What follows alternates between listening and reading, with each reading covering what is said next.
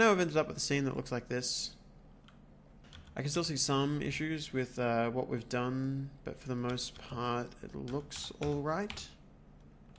Got a nice warm glow to everything. Up here is getting probably a bit too much shade, but it's still okay. The AO looks nice. Yeah, so look, I think that's probably it for the post-processing stage of this. The next thing that I'm going to want to do is I'm going to go into Sequencer, and I'm going to start setting up a camera for when you hit play to kind of show off the world so people can see what you're doing and how you're doing it, etc., etc. In between now and then as well, I might also just do a couple of little minor tweaks to adjust the scene. The first and foremost I can see here is increasing the resolution of this floor, as this one's at 16, but these are at 32. So I feel like decreasing the res of the floor is going to give us slightly nicer shadows and match the environment just a little bit more. But otherwise, stick around, check out the next tutorial, and we'll start covering Sequencer.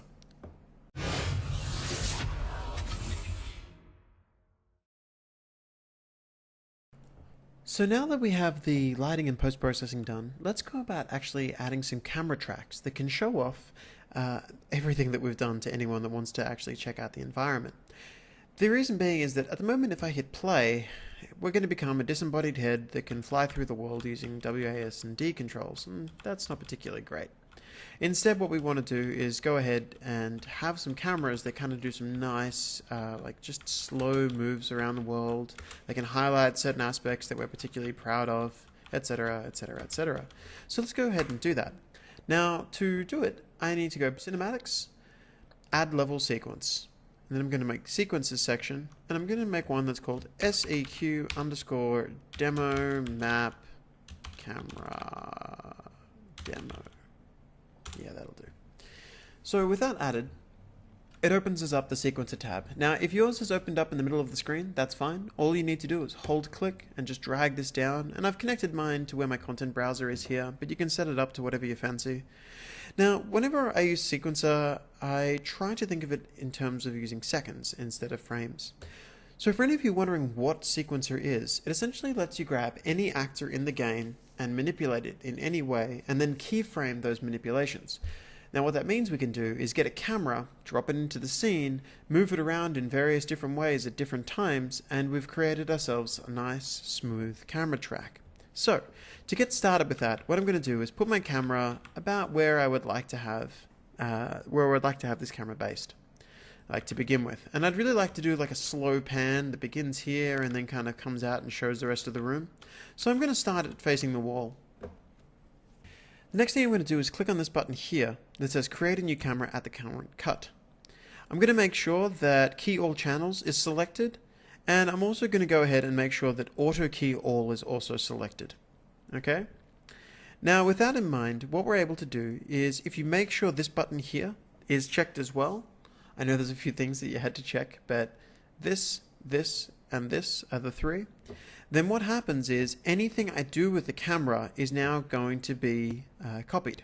So if I was to put the camera, if I was to wiggle it around and put the camera, actually I'm going to move it backwards and just have it here, you'll see that a little keyframe appeared on my transform. If I was to scrub up in time to say 5 seconds and move the camera to here, then, when I was to scrub back through, you can now see that the camera's moving between them. If I want to play this, I can always press spacebar, and it'll play it in real time.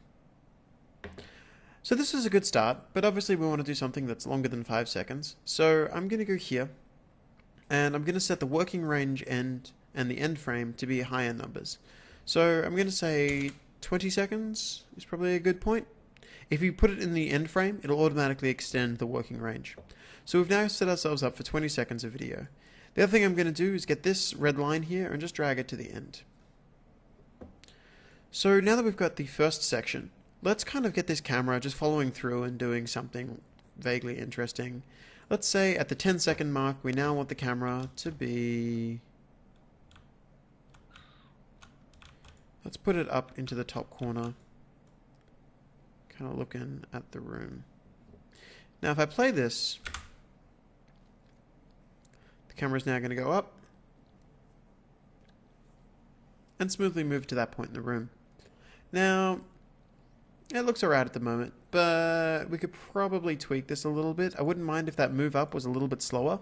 Rather than adding that frame in another way, I can just drag the keyframe that I added up to here, about the 12-second mark, at which point we're now moving at this speed instead. So we've got our movement track working here, but at times I'd really like to be looking more at the scene. So midway through the track, I can just kind of move the view direction down a little bit, at which point, when I hit spacebar, we're going to cleanly move between here. It's now going to be focusing more on the couches and such, and then it's going to move up to here. And I can do this as many times as I like. So if I want to get this midpoint and make sure that it's a little more focused, I can. So spacebar.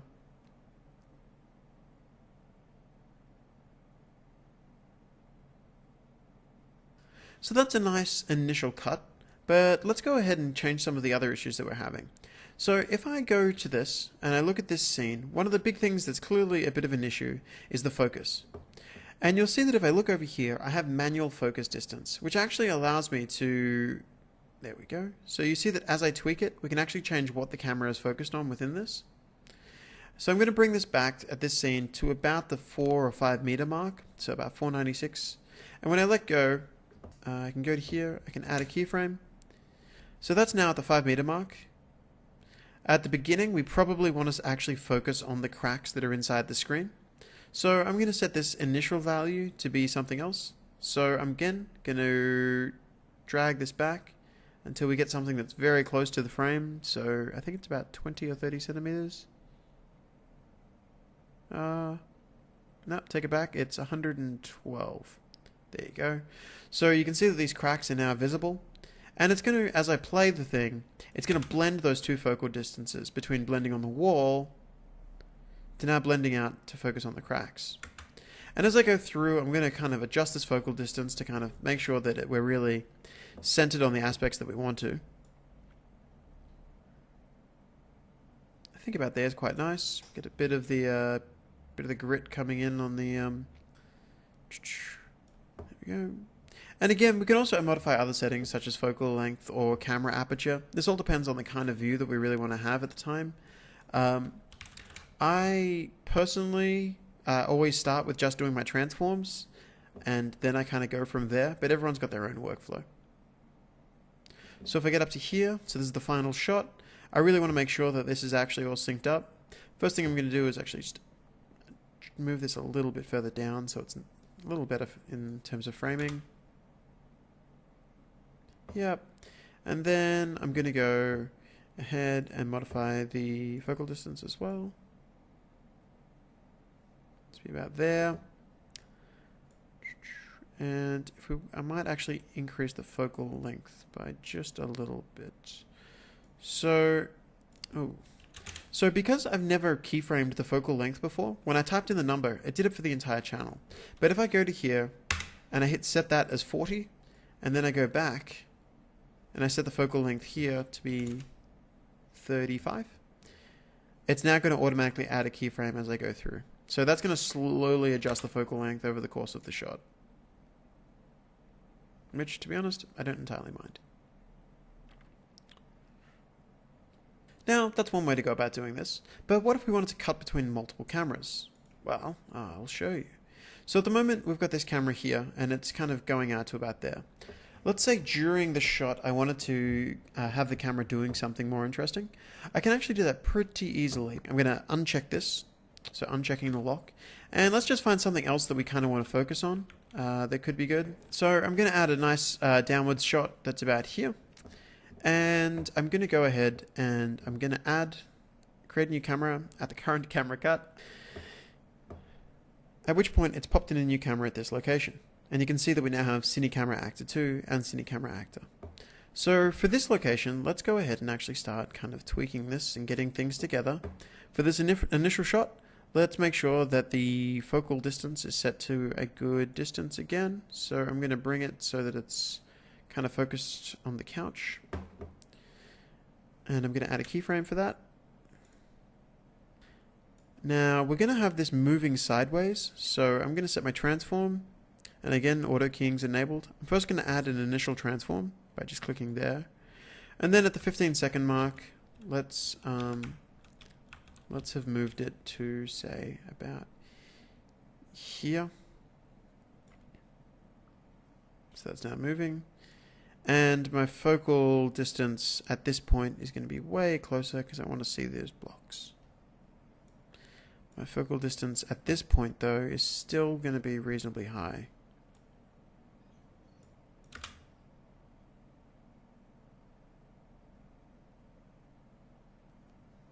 There you go. So now that last second, it kind of snaps in. And that feels all right. So with this basic camera track working, we're now playing between here and here. And the cool part of this is instead of focusing on the camera actor, if I go up to here and I go lock viewport to camera cuts, you can see that when I hit spacebar, it starts with the first camera and then it cuts over to the second camera. Now the second camera is not yet moving, so it's a good idea for us to kind of adjust where these cuts are and how we want to have things structured. So I'm going to go ahead and add some camera cuts in here that will just be a little bit nicer.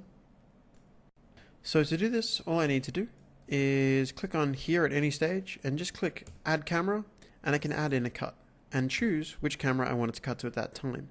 So obviously I've created a little bit of a mess here, so I'm going to delete these initial cuts, and I'm going to tell it to run Cine Camera 1 up until we get to about here. So I'm going to drag that across. It's now going to start by doing this, and we probably want to switch to the other camera at about this stage as an example. So if I was to hit add camera, camera 2, it's now going to go, so if I play this, you'll see.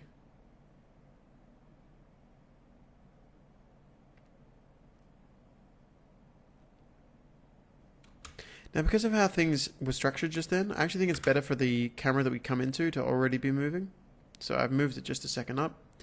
Another thing that might be kind of nice here is instead of popping from one to the other, let's actually add a fade track. So if I go add fade track, you see that we've got this.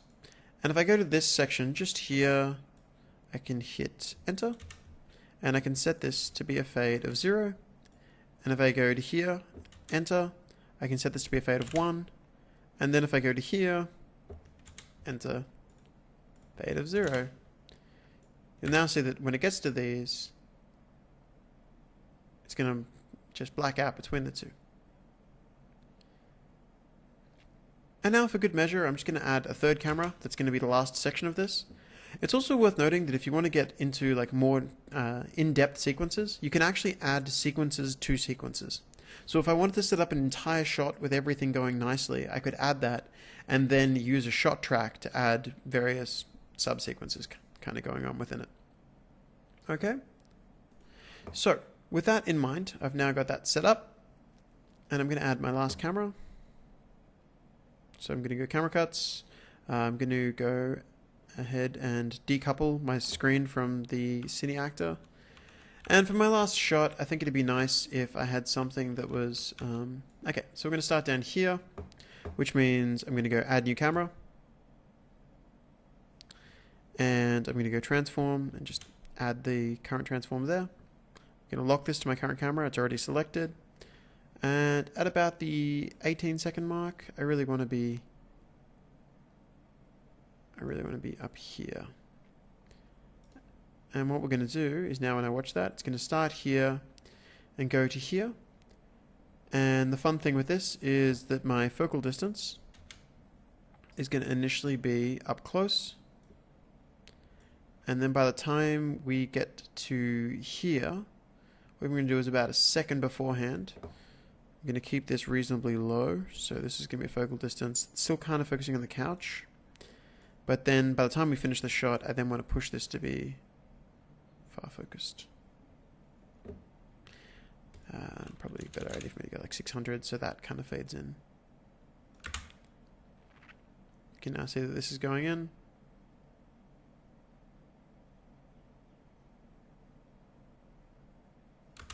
Now those were my initial shots, and if I look at how I've kind of lined them up with the rest of this, I can see that I've probably been a little over eager in how I set things up.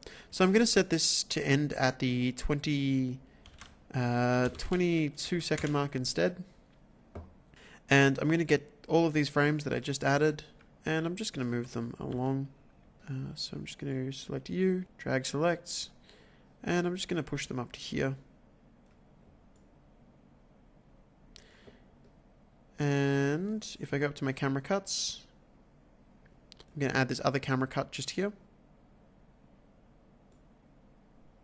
Actually, let me just have a quick preview as to how this looks overall. We start here, we work to here. Oh, whoops, I see what's happened. When I added the other camera cut, I removed my initial one. Camera cut 2 is going to be at that point.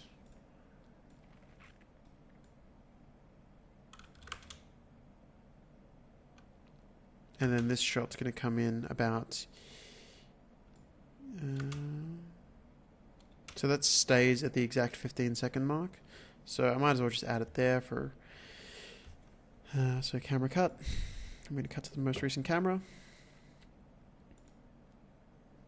At which point it's going to look like this. Yep.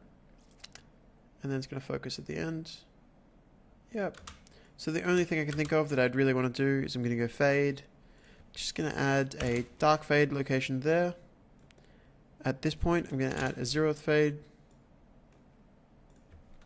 Fade out again. And then at the very end of the shot, I'm just going to fade to black again. It's all over the course of 1 second. If you feel like having, more specific snaps, you can set this to be whatever you would like it to be. I'm going to set the fade. So we're going to fade in as well for that first second. At which point, if I view this, we fade out.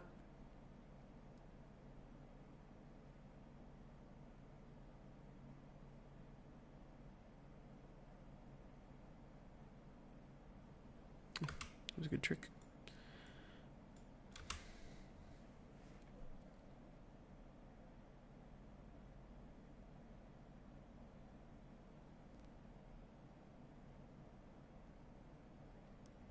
Cool. So that's the beginning of our scene, and if we want it to loop, we can set it up to loop. So I'll show you how to do that in just a second. So now that the sequence is set up and working and that everything looks good, the last thing that we're going to need to do to make sure that this plays is to simply go to our world outliner and do a search for our sequence. So I know mine's called seq_demo map, and if I click on that, I can now just go down to autoplay and set a play rate. And I'm just going to tell it to loop indefinitely. And now, if I would hit play, it would automatically work. So, that's it for the sequence. Stick around. The next part is going to be final touches, as well as beginning with particle effects and IES profiles.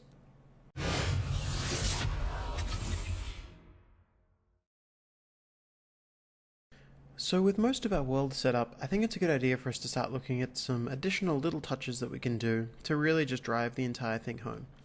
Now, the first thing I want to do is I'm going to get each of these spotlights and I'm going to activate what's called an IES profile on them. So I'm control clicking on all of them, then I'm hitting F4.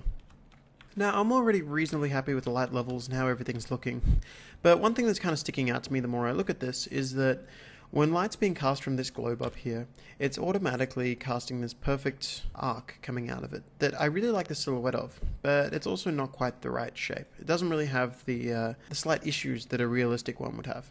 So what I'm going to do here is I'm going to go to the light, and under IES texture, I'm going to set it to complex IES.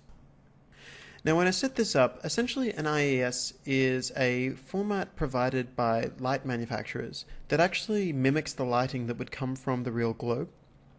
So if I move close to it, you can see it actually now has this banding happening of where the globe itself has curvature and creates a slightly more realistic effect. It's a very little touch, but it goes a long way in kind of like driving everything home as a realistic environment.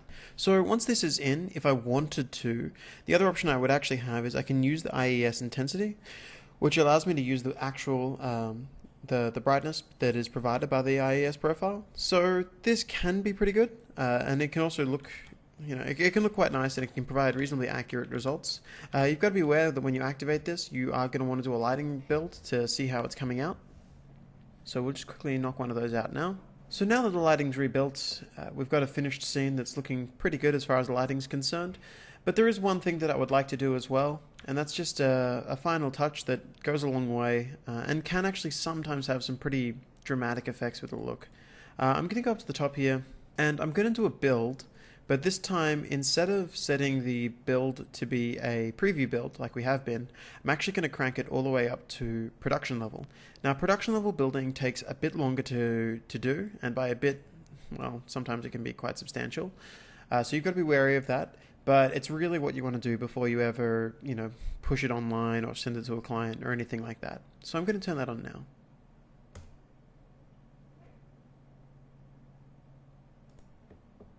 So the lighting has been built now for production quality, and you may notice the difference, you may not. For me, I can definitely see some areas that it's definitely had some effect. What's really important to note is that with production quality lighting, it really makes sure that a lot more lighting calculations are done, so your lighting results are just substantially more accurate. Sometimes this can have the effect of actually brightening up areas that you previously didn't realize. We're going to get a whole lot of just indirect lighting to end up, to end up in a certain way, and consequently, it can be kind of a bit of a problem if you only ever do your production lighting builds at the end. So I do suggest kind of doing them incrementally. Because we were doing just a very small scene, I kind of left it towards the end, but if you are ever doing a large-scale production, be sure to do one at least at the end of every day so you've got a rough idea of how things are going to look. Okay, so now that we've got the production lighting out of the way, it's time for us to start looking into creating some new things. So I'm going to go down to my content browser, and I'm going to open up the effects folder. I'm going to right-click, and I'm going to create myself a new particle system.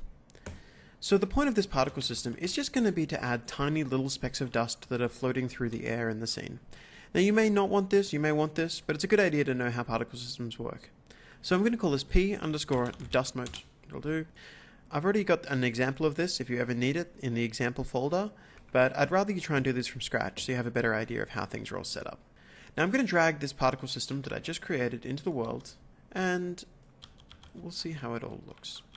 So I'm going to double click on it. And the second I do, you can see that we're rendering in the real world as well as in here. Now this is one of those things that's going to take a little bit of understanding to get used to what you're seeing. But just be aware that with that in the world, we're eventually going to see the results here. So I'm going to place this on the ground because I know that I'm going to be building it as if it's dust that's been calculated from ground level. At which point I'm going to go into Cascade and start modifying it. Now, Cascade is one of those things that can be a little scary when you first open it up. There's a whole bunch of things you haven't seen before, but to be honest, it's reasonably straightforward, especially when we're doing something like this. Over here, we have the viewport, which shows me how the effect currently looks. Over here, we have my current emitter and all of its modules. So you have to look at these modules as if they're a stack of instructions. Essentially, the emitter processes this information, then this information, then this, then this, then this, then this. And if I right-click, I'm able to add additional information and instructions that each particle is then going to follow. So in this situation, what we essentially want to do initially is we need to get this actually spreading across the room. So I'm going to right-click, and I'm going to add myself a new module. It's going to be a location, and it's going to be a module that affects the initial location of the particle. So when I click on initial location, we're given this visual over here. Now in the details panel, you'll see that we have a max and a min. And all this means is when a particle is first created, its location can be anywhere between 0 and 0 on the x-axis, 0 and 0 on the y, and 0 and 0 on the z. So if I was to change this to, say, negative 400, you can now see that my particles are spawning anywhere between negative 400 on the x and 0 on the x. So if I change this negative 400 through to 400, you can now see that the particles are spreading anywhere along that axis. Now, for the time being, I'm going to go ahead and I'm going to get rid of my initial velocity. By default, particles are told to just raise up in the air with a slight bit of left and right movement, but I don't really want that, so I'm going to delete it, and now they're just going to bleep into existence. So the next thing that I'm going to do is on the y-axis, I'm going to do the same thing.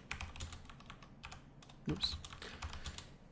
And if I was to look above it, you can now see that they're just spawning along a plane of negative 400 to 400 on the X and Y axes.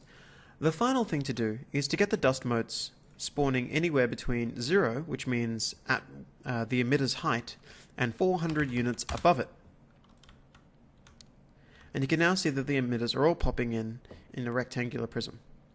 So this is how we're going to spawn the motes. And if I go into the world here, you can see that they're all filling this area here quite nicely. Obviously though, these don't quite look like dust just yet, so it's about time we actually structured them. The first thing that I'm going to do is make sure that the movement and everything else for the dust mode is kind of what I want. And then I'm going to go through and I'm going to set up a material that works with that. So the first part of the movement is that dust motes should probably be slowly accelerating towards the ground.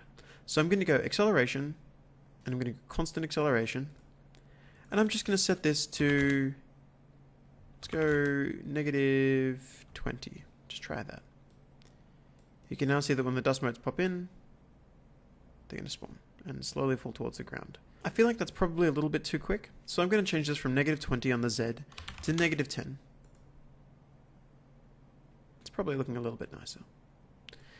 Now the next thing that I'm going to do is I'm going to alter the size. Now by default, these values over here aren't actually necessary. You see we have X, Y, and Z, X, Y, and Z. But how particles work initially is they're perfectly squared. And because they're perfectly squared, the only actual value that they consider is the X axis. You can set them up to take into account the other axes to make them into rectangles and such, but in this situation we're totally fine with squares.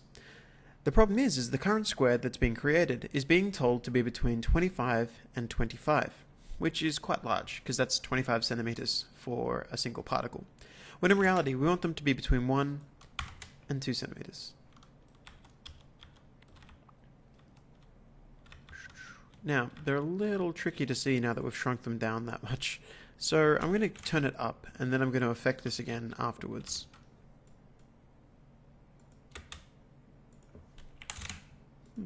There we go. So you can see them at this point, still popping in every now and then. And now the next thing that I'm going to want to do is I don't want them cycling around and being created so frequently and destroying themselves so frequently. So I'm going to go up to my lifetime module. Now at the moment, every particle that's created lasts between 1 and 1 seconds. But in reality, I want every particle to last between 4 and let's say 10 seconds. This way, when they're created, we can see them falling for a bit longer. The more I look at how these particles are kind of existing in the world, I kind of want to slow the acceleration down even further. So I'm going to go ahead and tweak that again. One thing that's worth noting is that when it comes to particles, it's definitely more art than science. You're going to tweak a lot of numbers until you just get a good feel for them. That's good. Negative 4 seems nice. May even go negative 2 though. So the next thing, now that that's in, is I'm going to add a little bit of chaos to them. I want them kind of spiraling around a little bit. I don't want them just falling straight down. And a nice way to do that is with the orbit module. So I'm going to right click and I'm going to go orbit. Essentially orbit gives them a random rotation that circles around the current point in space that you're seeing them at now. When I look at this in the world, it currently looks like this, which is pretty chaotic. Essentially what I need to do is set these up to have an orbit that's far, far, far slower, but still has a little bit of that round movement to imply that the dust is kind of just getting caught in subtle breezes that we can't see. So in the orbit module, I'm going to click on it, and you'll see that there's a section called rotation rate amount, just here. It's under rotation rate. I'm going to open that up, and at the moment they're being told to cycle between 0 and 1 seconds in a full loop around the x-axis, around the y-axis, and around the z-axis. How I want to structure this instead is to go on the x between 0 and 0. I'm going to go 0.5, 0.05, I'm going to say 0.1. You can now see that some of them have this nice little bit of movement to them. It's very subtle. Fantastic. So that's the dust movement kind of taken care of. The next part is obviously making the dust actually look like dust. We'll cover that in the next lesson.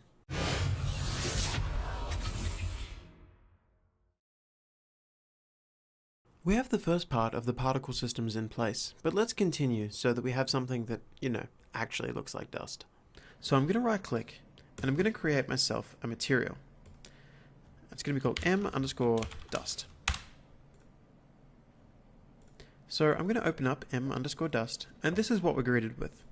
Now, when it comes to the material editor, this is our first time really kind of creating something, but I want you to keep in mind how everything is structured as we do it. The first thing is that I'm going to click here on the preview mesh to turn it into a plane, because any effect that we create is going to be spawned onto a single flat plane and shown within the world that way.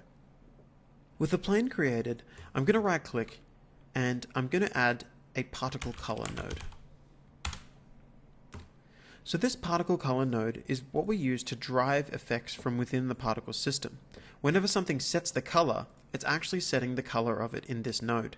Whenever something sets the alpha layer or the transparency, it's setting it within the alpha layer of this node. So to demonstrate that, I'm going to quickly just connect this to my base color, and I'm going to go to my required node and set this to be m_dust. Now, with that set up, I'm going to hit apply on my material, my m_dust, and in the world, you'll see that we have these white cubes, white squares floating around. Now, after I've done that, the next thing that's important for us to kind of look at and to work with is to get these looking like actual dust. Now, the best way that I can suggest doing that is to go back into the dust effect and start setting things up. The first thing that I'm going to do is I'm going to right click and I'm going to type in the word radial. And there's a nice function called radial gradient exponential. And if I was to connect this and just plug that into my base color, you'll see that it's creating a nice radial fall off on this object.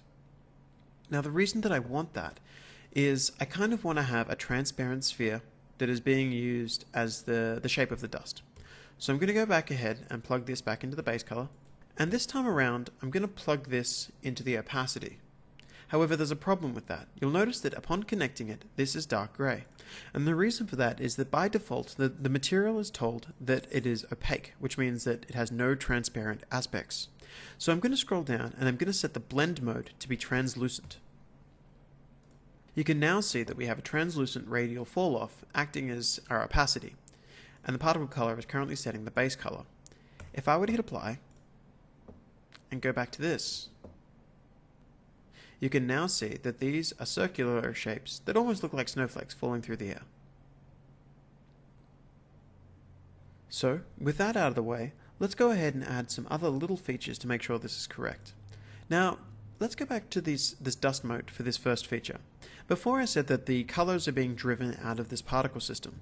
Now, how that works is if I go to color over life, I can see that there are two things that I can change: the color over life and the alpha over life.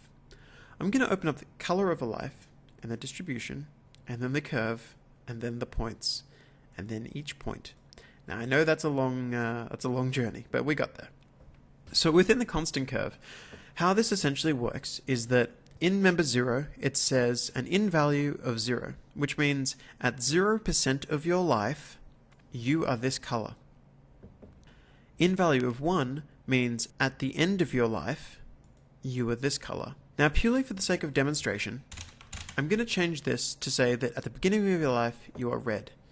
And I want you to look at the particles on my screen now. They start red, and eventually they fade into a white. Now, this is very, very important, because essentially it means that we can control how the dust looks in the world. I'm going to go return these to being a full white, because the thing that I actually care about here isn't the color. The thing that I care about is the alpha, because I want the dust slowly fading into existence and fading out of existence. To do that, I must go back to my material, and I must tell it to multiply. So I'm going to hold down M and left click to add a multiply. If you don't want to do that, you can always right click and type in the word multiply. And I'm going to multiply the alpha channel of the particle against the radial gradient exponential.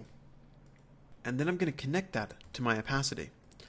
What this means is that if a value was coming out of the radial exponential that was equal to 1, and it was multiplied against an alpha of 0, it would equal 0, and it would be invisible. If it came out and it was being multiplied against 1, it would be fully visible, and it would be fully visible here. So with that connected, I'm going to hit apply. I'm going to go back to my dust modes, and in the alpha over life, I'm going to open up these two areas. And you can see that by default, how alpha over life is structured is that at the beginning of your life, so at input 0, the output value is 1, so be fully visible. At the end of your life, so at input value 1, you need to be 0. And if I look at this in the world, you'll see that the particles are slowly fading out over time now, which is a nice start. However, it does have an issue that we want to address, and that is simply that we want them fading in as well as fading out. So I'm going to go back to my particle system. I'm going to click on this little arrow next to the 0, and I'm going to hit duplicate. And all I'm going to say is that for point 0, at 0% of your life, I want you to be 0. At 0.2 of your life, I want you to be 1. And then, at 1, I want you to be 0 again. Which means that it's going to fade in until it gets 0.2 of its life, at which point it's then going to fade out again. And if I look in the world, you can see that the particles that are spawning are kind of bleeping into existence and then bleeping out of existence. So, with that in, I'm going to hit save on my material, and I'm going to close this, and I'm going to go to here, and I'm going to start modifying some of the variables. It's a good idea to have your scene open as you do this. I'm going to start changing some of the things, such as the initial size, and I'm going to keep this open as I do so. Now in my initial size, at the moment it's between 1 and 10 centimeters. Let's try dropping that back to where we originally had it.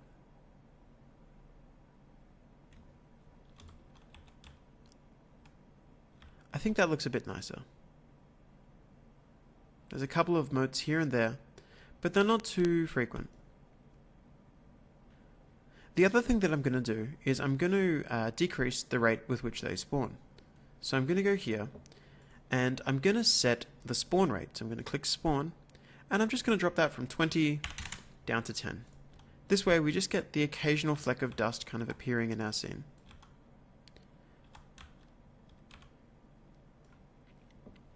Fantastic. Now the next thing for us to look at is to go ahead and actually kind of structure this a little bit nicer. And what I mean is we're going to go here and we're going to set these up to not go full bright. At the moment they're going between 0 and 1 when we light them up. But I really want this to be a very subtle effect.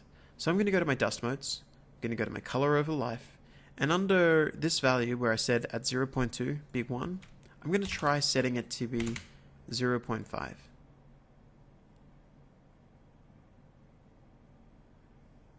Even that's probably still too bright. So I'm going to try decreasing it to 0.3.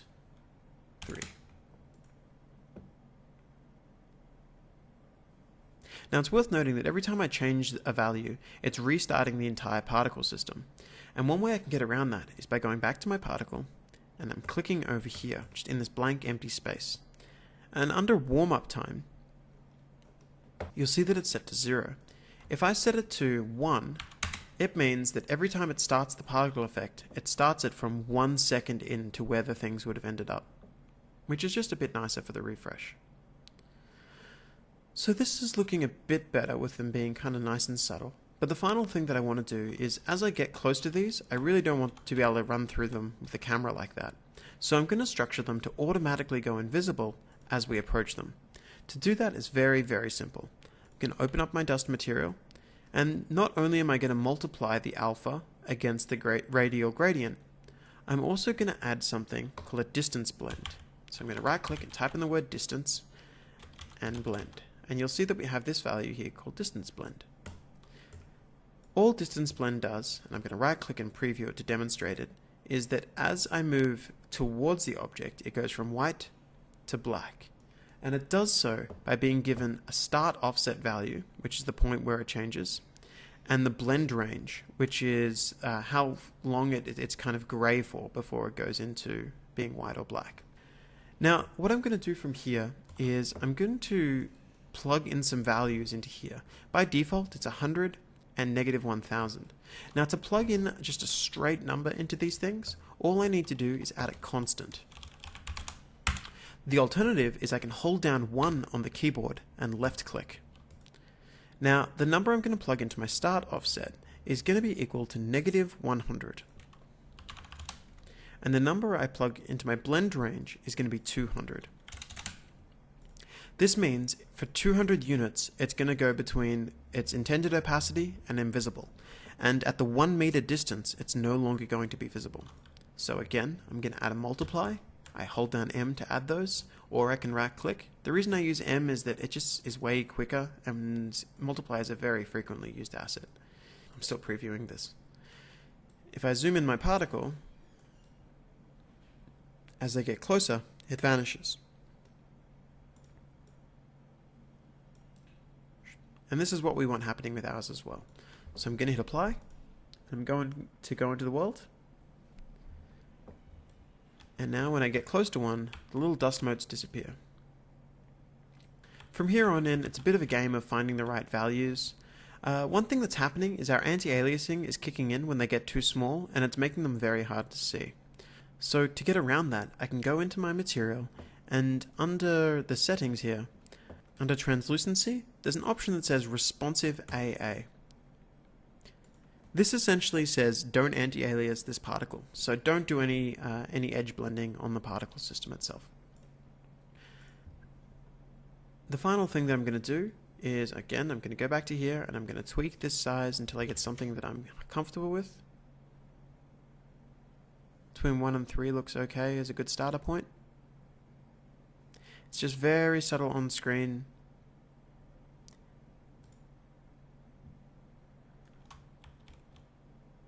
Now there are plenty of different things I can do with this particle system as well. I could make this way more interesting. I could make it automatically, have just a little bit of motion in it and dust going over the top.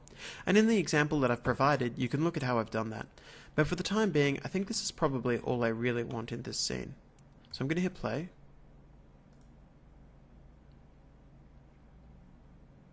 You can see that just a couple of those little particles around the world kind of just add a little bit of character. I probably do want to turn down the number of them as well, though. Just a little bit of character.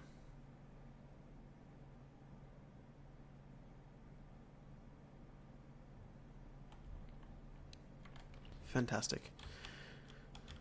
So with that done, let's go ahead and do the last thing that we want for this project, which is to make yourself a playable character that's not just a flying disembodied head. So to give myself actual controls that I can walk around within the world in, I've gone ahead and already created something. Don't worry, I'll show you how to make something similar to this in another lesson. For the time being, if you can drag an FPS character blueprint from the blueprints folder into the world, you'll see that we have this asset. It's got a nice little arrow that says which way we're currently facing. Now, if I add that to the world, and under here I type in the word possess, you can tell to auto-possess player 0. So I've changed it from disabled to say that the second the game loads up, let player 0 be this person. Now, my problem is that if I were to drop into the world and be this character, my sequence would automatically be playing over the top of it. So I'm going to go back to my sequence, and I'm going to just make sure that this loop is now set to don't loop. The other thing that I'm going to do is make a slight change to my sequence, because if I were to hit play, the sequence ends by telling the camera to fade to black. The problem is that we actually don't want it to fade to black. We want it to fade to black and then fade into our own view again. So I'm going to open up my sequence by going Cinematics, Sequence. And then all I'm going to do to set this up is I'm going to tell it that the world now goes for 23 seconds. I'm just going to stretch that out just a second. And all I'm going to do is this now goes to black here. And instead of setting a new camera at this time, what I'm going to do is I'm going to go to my fade track and I'm going to add an extra key whose sole job is to be set to 0. And now, if I were to hit play, it's going to play through my sequence.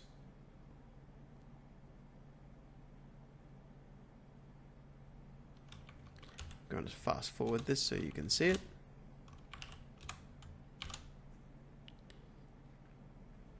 fades to black, and now it fades in, at which point I have nice control of my player that I can use W, A, S, and D controls on and move around.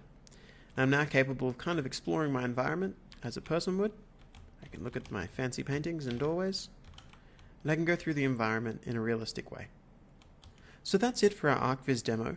What I'd really like you to do now though is take what we've done and create a new room.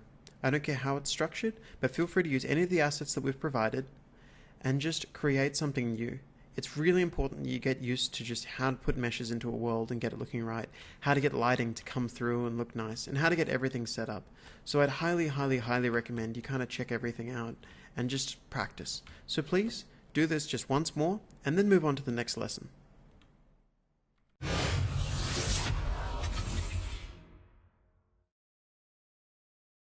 So it's time to create our pinball project. I want you to open up the engine once more, but this time I want you to go to New Project and go to Blank. And we're going to create ourselves a new blank project to build from. So I'm just going to go here, and I'm also going to set up down the bottom, I'm going to tell it to save to a specific folder, and I'm going to name the project Pinball. I'm also going to say no starter content because it's not really necessary given that I've provided assets for this, and maximum quality in desktop is fine. So with blank selected and this selected, I'm going to click Create Project, and now we're just going to wait for it to load up. Now that the project's loaded up, you can see that once again we're greeted with a completely empty interface. We have nothing really here apart from a player start, a sky dome, a box, some fog, and a light. Now, in the long run, I'm going to be removing all of these things, but I'm going to keep them around for the time being just for the sake of demonstration. The first thing that I'm going to do is in my content browser, I'm going to click on this button here to show the sources panel. Now if you can't see your content browser, go to Window and make sure it's enabled here. Keep in mind that this layout is completely variable. If I didn't want to have something, I could close it, or I can just drag it around and put it wherever I want. I find this to be the simplest way for demonstrating things though, so I'm going to keep mine like this. Now I'm going to right click on my content folder here, and I'm going to go New Folder, and I'm going to call the first one Assets. I'm then going to right click again, New Folder, and I'm going to call this one Blueprints. So to begin with, let's quickly just import the ball mesh that we're going to be using for our pinball. So I'm going to open that up, and I'm just going to import the mesh itself. So by dragging this in, now be aware that you're going to have a little pop-up as you first drag it over that says that it can't accept it, but after about a second or so, it'll turn to something that will allow it. So when I drag this in, I'm just going to set a few things. I'm not going to import materials or textures. I'm also not going to automatically generate collision for the mesh. In this situation, I believe I can just import normals and tangents. Everything else by default should be fine. Yeah. So I'm going to click import. It's going to throw a smoothing group warning for me, but in this situation, it's totally fine. So we're not going to worry about that. So to begin with, we've got ourselves a mesh, but I really want it to look like a pinball, so I'm just very quickly going to whip up a material for it. I'm going to right click, I'm going to go New Material, and I'm just going to call this M_simple metal. Going to double click on that, and we're going to be greeted by this. So luckily our sphere here is actually pretty much identical to our actual pinball sphere.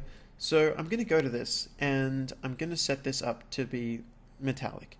Now, if I hold down 1 and left click, it's going to add a constant variable. So by 1 and left click, you'll see that it adds this node. Keep in mind that anytime I add any of these things, you can also search for them up here within the palette. Now, the first thing that I'm going to do is I'm going to set this to have a roughness of around 0.25. You can see that the second I set the roughness to a low value, this got incredibly reflective. But I'm going to set this to 0.25. so that it's not quite as reflective as that. I'm also going to set the metallic by default to be a value of 1. And of course, upon doing that, I'm then also going to need to set up a base color. Now, I could drop in a number the same way I did for these two by again holding 1 and left clicking, or alternatively, I could actually make it something that can be modified outside of this within Blueprint itself. So something that could be changed in-game for one reason or another. So to do that, I'm going to hold down V instead and left click. Now, if you don't want to use the keyboard shortcuts, you can always type in the word vector param, and you'll see the vector parameter can be just dragged in. Now a vector parameter gives you a couple of output pins here. Essentially, I read into it a red, green, blue, and alpha value, and it will output me things. But you'll notice that again, there's an extra channel. So how this works is the red, green, and blue channels all respond to their colors. This bottom gray channel refers to the alpha channel, and this top white node actually outputs the color. So it outputs the combination of these nodes together. So by plugging this in, the top one, into base color, I'm going to go to here, I'm going to name it color, and I'm also going to click here and just give it a base color. Probably going to set it up to be a little dark. That's good enough. And if we wanted to, we could theoretically tint it as well, but I don't actually want to tint it because I want my pinballs to look reasonably just gray. So I've hit OK, and we've got ourselves a simple metal. So now if I hit save, I'm going to go back to my ball sphere, and I'm going to double click on it. Now, the first thing that's worth noting is that the material is not applied. So I'm going to go up to here, and I'm going to apply it. Now, here's the thing with this right now. If I was to go and drop this in the world, it's actually not going to let me tell it that it's a physics object. See how down here this is grayed out? Now the reason it's doing that right now is because I didn't import collision when I imported the ball. And the reason I didn't import collision was because if I imported collision, it would try and wrap a squared off shape around my perfectly spherical object. And instead what I'm going to do here is go collision, add sphere simplified collision. And that's now going to add a nice simplified spherical collision to my mesh. If I go back into here and I click on this, you'll now see that simulate physics is actually an option. Now the reason that I'm setting things up this way first is so I can quickly demonstrate a point. And that is that if I tick simulate physics and I click simulate, you'll see that the ball just drops to the ground. Now the problem is that if I wanted to make an actual pinball map, I would really need to have a nice angle to correctly get the ball bouncing and then adhering to the ground. And you know, that would work. There's nothing inherently wrong with that, except for the fact that it does make it a whole lot more difficult to create levels that are at an arbitrary angle. So what I'm going to do instead is I'm going to develop a flat level, and then I'm always going to give the ball velocity towards the bottom of my screen. So this is where blueprint comes in, and we're going to have to create ourselves an actual object. So we're going to have to create ourselves an actor in the world that has certain properties that we're feeding information to. So I'm going to go to my blueprints folder, I'm going to right click, and I'm going to click new blueprint class, and I'm going to create an actor.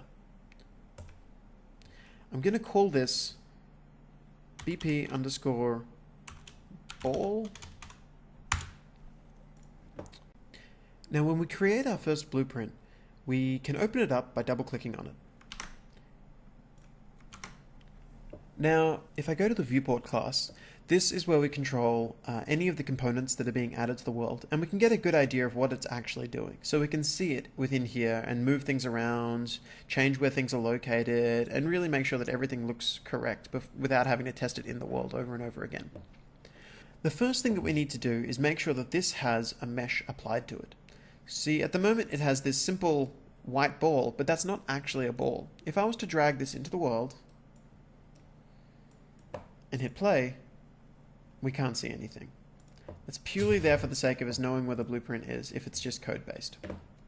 So I'm going to go to here and I'm going to add a component, and the component that I'm going to add is going to be a mesh. Specifically, it's going to be a static mesh. So I'm going to click here and I'm going to call this ball. I'm also going to go ahead and, at the moment, this is the scene root and the ball bases its position on the scene root. I don't actually want that to happen. Instead, I want the ball to be the root of the scene, so anything that's ever added to this will be based off of the ball's position. So I'm going to drag the ball upwards, and it's now going to make it the root component. Now obviously our ball's missing something, you know, the actual mesh. So to get that, we go to the right hand side here, and in our details panel, I'm going to click here, and I'm going to select ball sphere. And there we have our ball.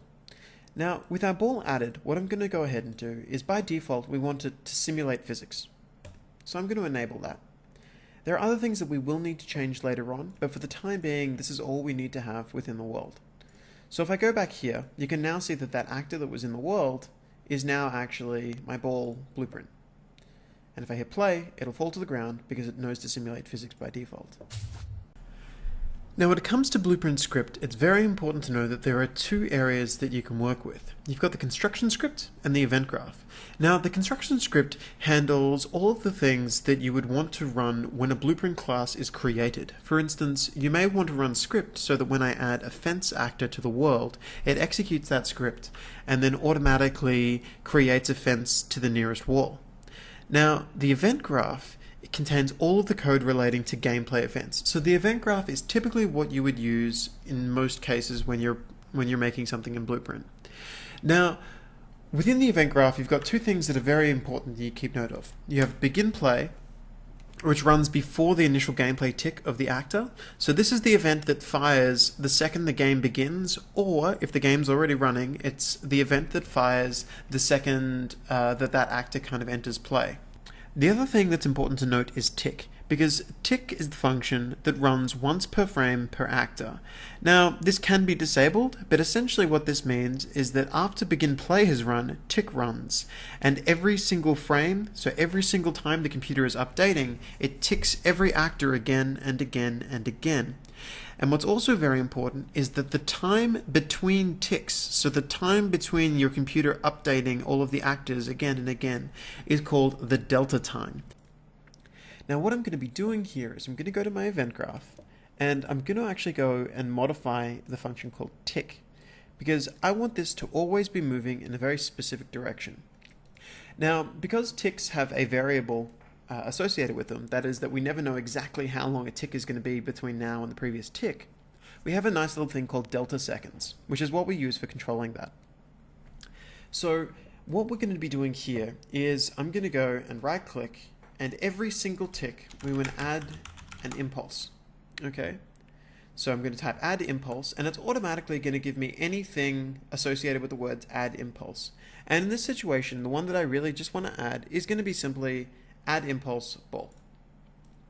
And you can see that by default, not only has it added the node, but it's also, because ball was in brackets, it's gone and added this as a reference.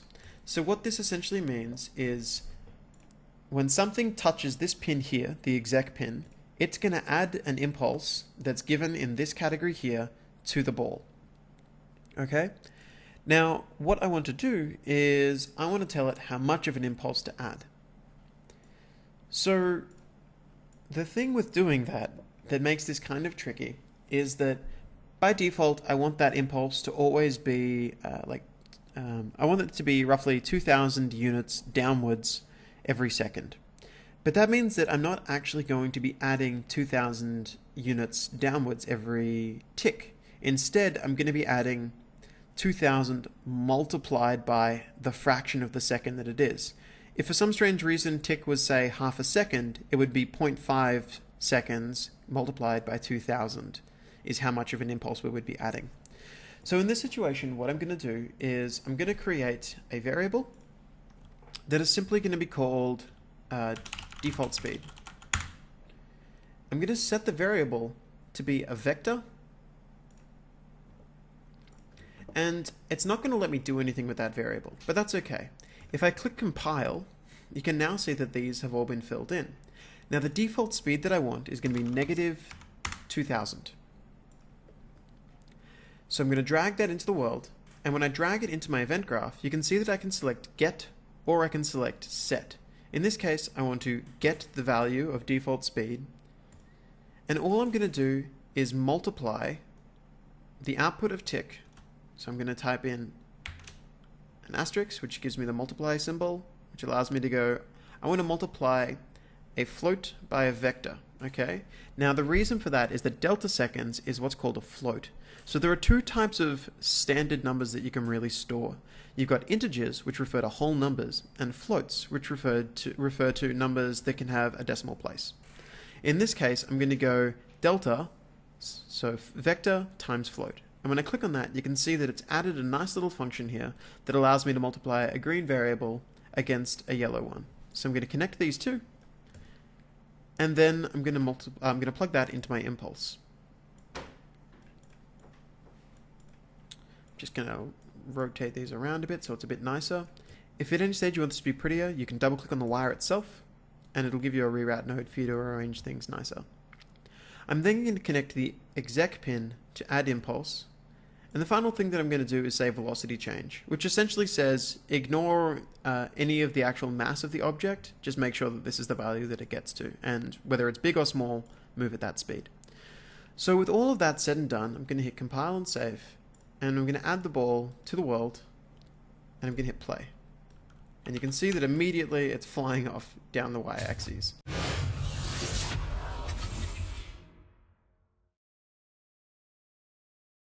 So the next thing that's worth noting here is that while the ball, when you hit play, does fly off in a straight line, it doesn't do a particularly great job of really adhering to the surface. Now, there's a couple of ways we could accomplish this. A lot of people would jump to the conclusion that it would be a good idea to set the mass scale up and force it to be a heavier object. There's a couple of ways to do that, but because we're making a game, I kind of don't want to deal with it as far as mass goes, because that can have some other ramifications that just could be problematic. I'll give you an example of what I'm talking about here. So I'm just going to place these, and if I hit play, when it shoots off, you can now see it kind of does that, which isn't really what we want. Instead, what I would like is to set it up so that the ball, it at all times looks down at the surface that it's on, and it tries to stick to that surface and adhere to it as best as it can. So I'll show you how to actually do that.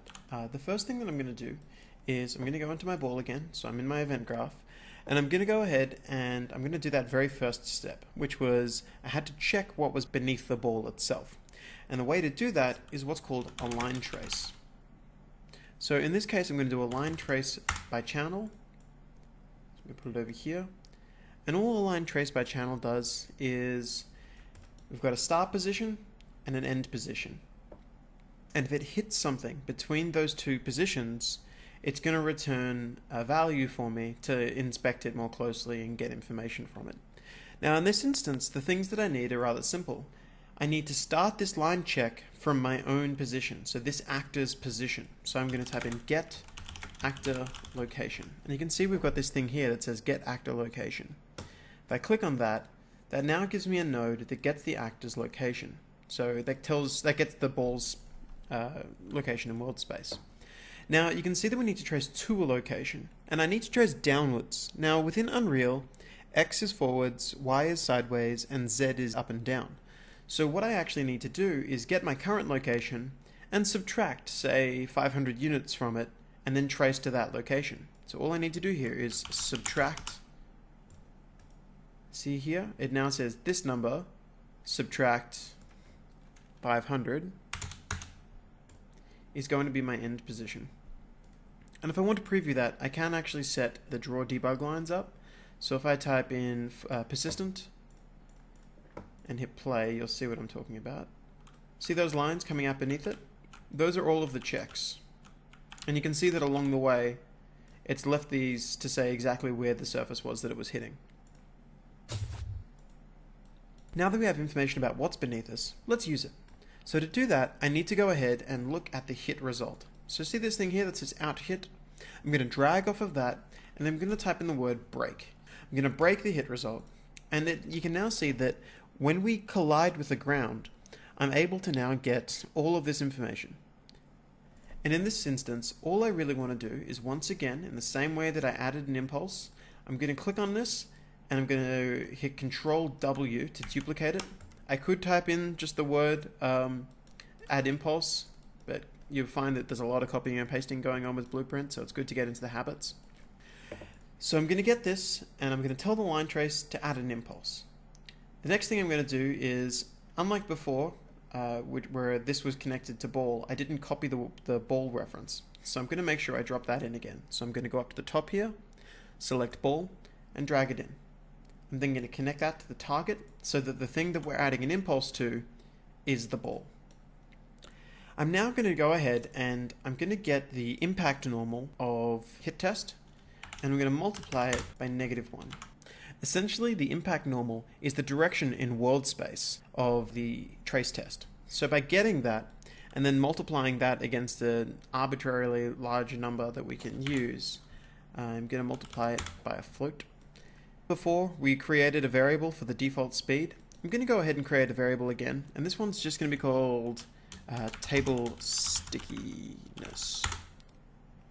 I'm going to set that to be a float. I have to compile it to get it to appear, so I've compiled it.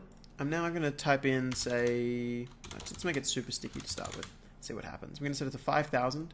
And in the same way before that I multiplied this number against delta, I'm once again going to get this. So the stickiness, I just dragged it in. Float by float. I'm going to multiply it against delta again. This is rather ugly, so I'm going to double click on the line to add a reroute node. Now I got this set up. I'm going to multiply that against my impact normal, which means get the direction of the line trace and try and stick yourself in that direction. I'm going to hit compile, save, and you can now see that it immediately stuck down. In fact, it's doing such a good job of sticking down that it can't even make it over things like this. But that's okay. So that's going to be a number that we're going to tweak a bit as we go on and develop the project. 5,000 is probably a good enough starting number, because if I was to add this and this, you can now see that we've got something that correctly kind of sticks around until there's no more surface to stick to. Because once there's no more surface to stick to, it's no longer trying to put a negative value to itself. It's no longer trying to shoot itself downwards. Okay, so with that, we've now got basically almost everything we would be really using for the ball. So I'm going to save it. And we're now going to move on to looking at some more gameplay related things. So we've got ourselves a moving pinball, but it would be a good idea for us to actually have some sort of environment going on that we could test with. So it's at this stage that I'm going to delete everything that's there. I'm going to drag in a box. I'm going to set the box's location to be 0, 0, 0. And I'm going to set it to be 3600 by 2600. Oops, sorry. On the x-axis, 2600. So I have an environment that looks like this at the moment. The next thing I'm going to do is I'm going to drag in another box. And again, I'm going to set it to 0, 0, 0. But this time around, I'm going to change the dimensions just a little bit. And this is going to be 3400. Sorry, 2400. And this will be 3400. You'll notice that it's just on the inside of the box here. I'm going to change this from additive to subtractive so that we have ourselves some nice walls. And then I'm going to set the Z to be... Actually, I'm not even going to set it on the Z on that one. I'm going to click on the outside box. I'm going to go to geometry mode, which is this button just up here. I'm going to click on the bottom, and I'm going to set my snap grid to 100, and I'm just going to bring this down just one square. So we've now got a basic environment, and it would be a good idea for us to start getting an idea of how our camera should be functioning. So for a quick, I feel like this just needs to be noted just in case anyone's familiar with Unreal and they're unsure as to why I'm taking this approach. Normally within Unreal, when you have a player character, you actually have two aspects to any character in the world. You've got a controller and then you've got the pawn. Now, the controller refers to kind of the brain of the object. So in the context of a player, the controller is going to be the thing that handles all of the inputs, whereas the pawn is kind of like the body. So the controller sends messages to the pawn, and the pawn knows what to do. Now, in this situation, I'm actually not going to have a player pawn, because it's simply not necessary in a pinball game. Instead, what I'm going to do is I'm going to go up to my modes panel, and I'm going to type in the word camera. I'm going to drag the camera into the world, and I'm going to set it as 0 on the x-axis. I'm going to drag it up. And I'm going to go ahead and just rotate it around 90 degrees.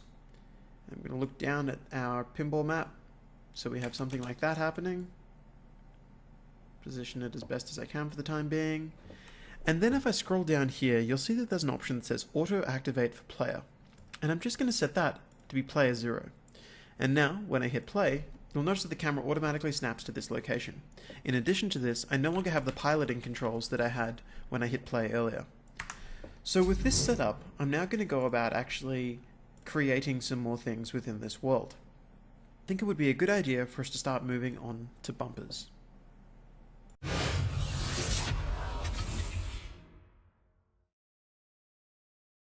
So working on the bumpers essentially involves us creating a new blueprint that's going to be something we can place in the world. Now, when the bumper is touched, first off, it's going to launch the ball away from it.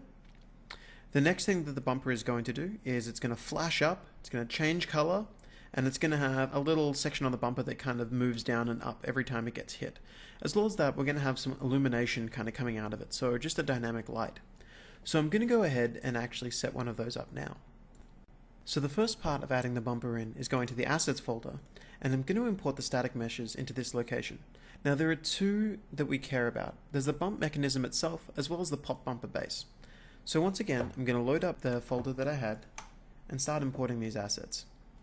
I'm going to scroll down until I get to SM pop bumper base and pop bumper mechanism. I'm going to control click on both, and then I'm just going to drag these into the Assets folder. Once again, I'm actually going to not generate collision for these meshes, so I'm going to leave this unchecked. Again, because they're kind of round objects, we want them acting a certain way, I'm going to make sure it's set up correctly and just go through the motions myself. The next thing, everything else is set correctly, so I'm just going to hit import all. And now that they're in, you can see that we have these two meshes. So we've got this, which is going to be the main bumper, things go under it and hit it. And then we've got this, which is going to be underneath it, popping up and down. So I'm going to go and right click, and I'm going to create a new blueprint class, but I'm going to do it in my blueprints folder. Nickel for every time I nearly messed that up. So go to there, blueprint class, and I'm going to create a new blueprint actor. And this is going to be called BP_bumper. I'm going to double click on the bumper, and you can now see that we've got a simple empty blueprint. So first thing that I'm going to do is going to add a static mesh. And I'm going to drag this over the top of the scene root so it becomes the scene root. I'm also going to click F2, which allows me to rename the object, and I'm going to call this bumper mesh. I'm going to set this now to be the bumper base. I'm now going to add another component, which again is a static mesh, and this is going to be called bumper mechanism. I'm going to set this to be the mechanism. And you can see that it's here. And essentially whenever this gets hit, it's going to go ding and pop down. So I'm going to leave that where it is for just the time being and get everything set up. Compile, save. So if I go off and I look at the bumper base, so I'm inside of the static mesh of the bumper. If you're trying to get there, you can do so by going to Assets and double clicking on the mesh itself. I'm going to go and add collision to the mesh. Now if I hit the collision button, you can see that we have complex collision that looks like this.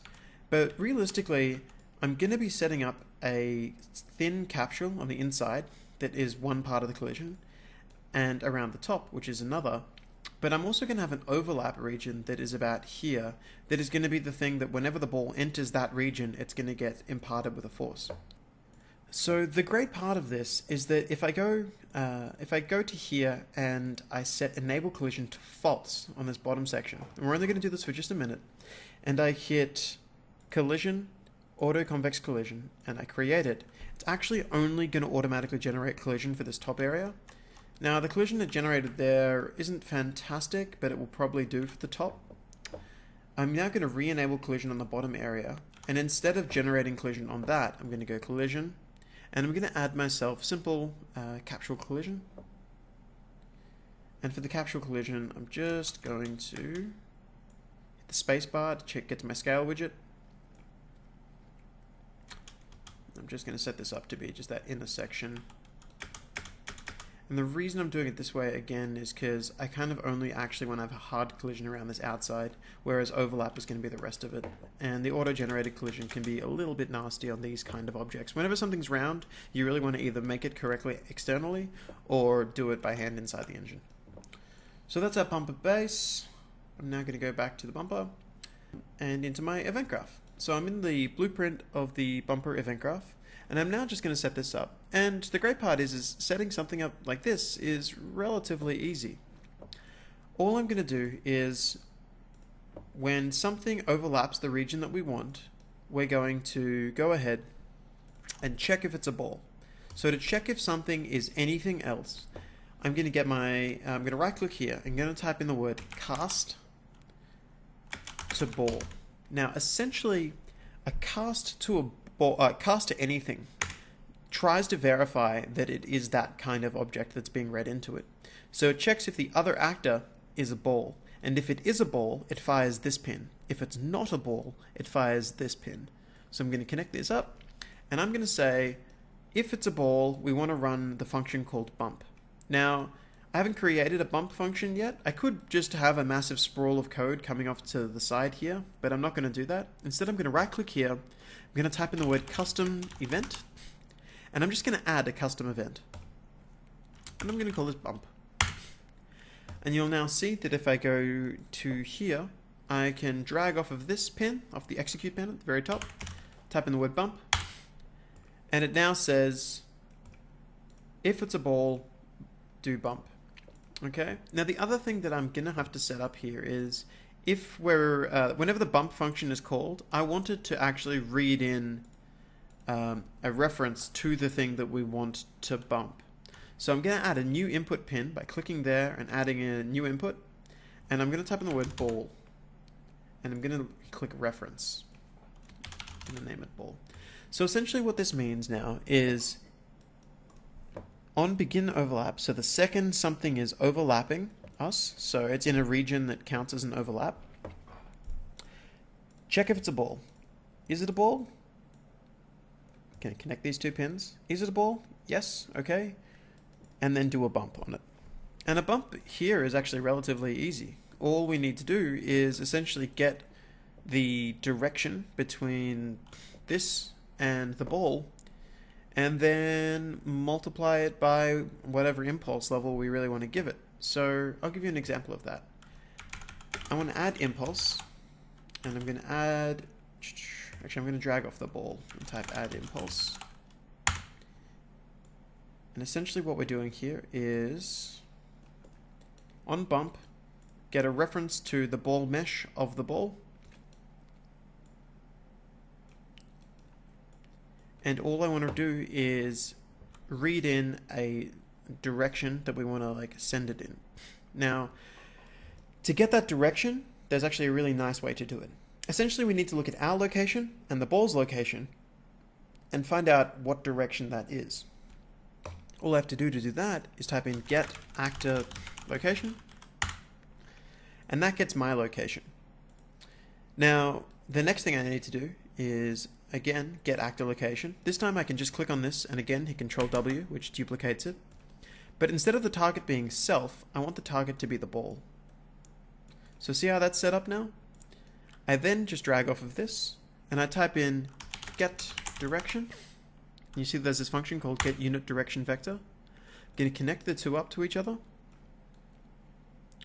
At which point I'm going to go ahead and I'm going to say multiply this by a number. So I'm going to multiply this by 2,500. That'll do. And I'm going to plug that into the impulse. And that's now going to send an impulse of 2,500 in the direction from the bumper to the ball, into the ball. We're also going to check velocity change. Don't forget that one. It's very easy to make. So with this added, the next part that we need to add is I'm going to go to my viewport again, and I'm going to add a component. And all this component is going to be is very simple.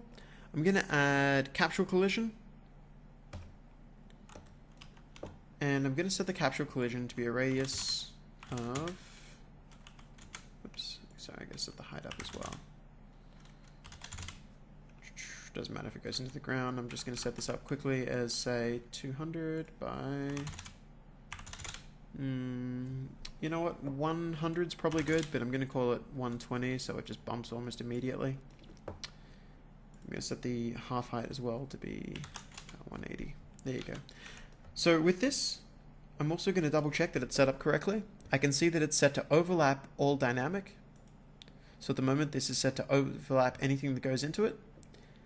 In this case, I actually only really care if the thing that it's overlapping is a physics body. So I'm going to click this button and tell it to ignore everything that isn't a physics body, and I'm going to tell it to overlap just the physics body. Okay? If I now hit compile, all I need to do from this point in is go to my blueprints, and I'm going to drop in the bumper and just add it here. You can hit play, and you can see that it got pinged off of it. So I'm going to add a couple of these by alt dragging just into the scene, so you can kind of get a better idea of what's going on. World's easiest game of pinball right now. Ding, ding.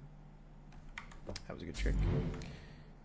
You can see that each one though is kind of just propelling it outwards. Ding, ding, ding, ding, ding. Cool. So we've got ourselves a basic setup. Just gonna put my camera somewhere a bit nicer. There we go. And we've now got ourselves the initial part of a functioning bumper. But for us to keep going on this, we really want to set up the rest of it. So we want to give it the following things. We want to have a sound that plays. We want to have the movement, and we want to have the light. And as well as that, we want to actually set up the bumper to have something nice on it. So let's begin with setting it up as an actual actor. So setting up a material and such. I'm going to go to my assets, and I'm going to go to that folder. And once again, I'm going to this time go to textures, and I'm going to drag in the texture for the bumper. So the texture for the bumper is just here under T, pop bumper top. I'm going to drag that in.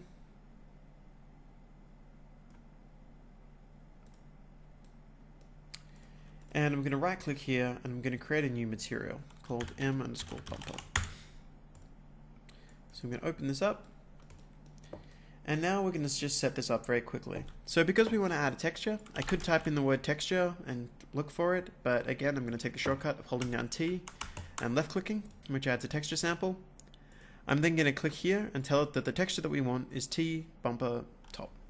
Now, this looks wrong, right? Like this doesn't seem correct. It's just a bright red texture. However, remember before I said that we have red, green, blue, and alpha? So alpha, if we look at it in this case, actually stores that. So this alpha channel is what we're going to use to set up our bumpers. And it's going to be controlled by a couple of parameters so that every bumper can be distinctive if we want it to be. And this is going to be reasonably straightforward. I'm going to essentially use this to control a blend between two different colors for the base. And as well as that, I'm going to use this as something to drive the emissive parameter that controls whether it's like lighting up or not. So I'm going to click L to add what's called a linear interpolation. Again, I can do that by going up here and type in linear interp. Now, a linear interp is very straightforward. You've got three parameters, A, B, and alpha.